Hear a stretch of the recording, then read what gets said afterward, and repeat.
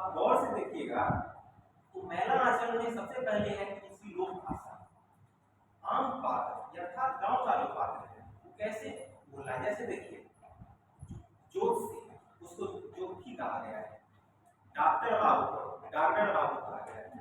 अब जो गांव का व्यक्ति है जो पढ़ा लिखा नहीं है, जो उसको अक्षर ज्ञान नहीं हुआ, वो तो उपभोग शब्द का उच्चारण नहीं कर सकता है। और भारतीय साहित्य खासतौर पर हिंदी के 1000 वर्षों के साहित्य को आप गौर से देखिएगा, उसमें हिंदी, अंग्रेजी, उर्दू, फारसी आदि सभी भाषाओं के शब्द हैं। तो पढ़े लिखे इंसान को सही से शब्द का उच्चारण नहीं कर पाता है।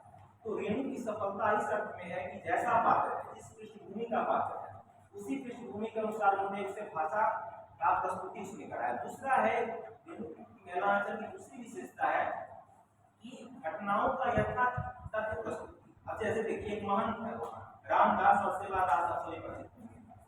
सेवादास का चेला है रामदास, एक लक्ष्मी नाम की वो लड़की है जो दासिन भी है और रखेल भी है उस महंत की।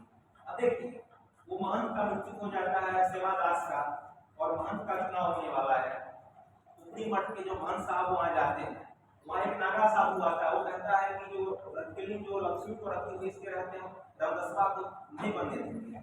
बाद में एक है उसमें पात्र आता है, वो विद्रोह करता है कि जो सेवादास अपने जीवन में ही रामदास को अपना चेला मान चुके थे, तो जो रामदास को ही महान होना चाहिए।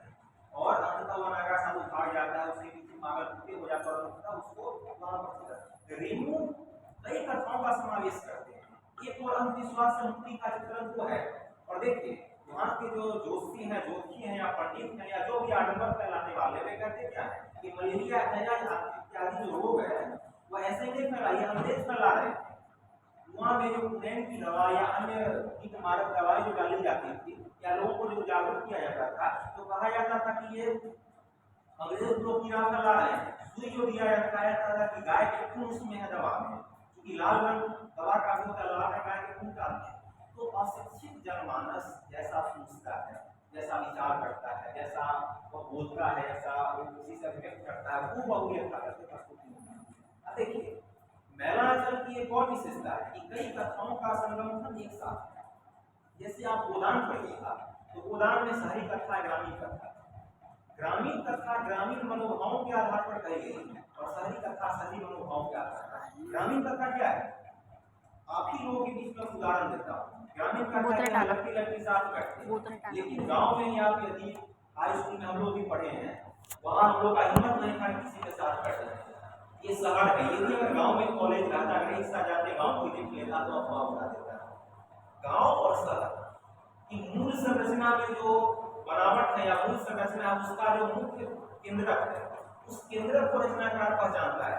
अब देखिएगा उसी में अरुणाचल में आप देखिएगा तो मार्टिन जो है वहाँ का जो अफसर है वो नील का व्यवसाय करता है।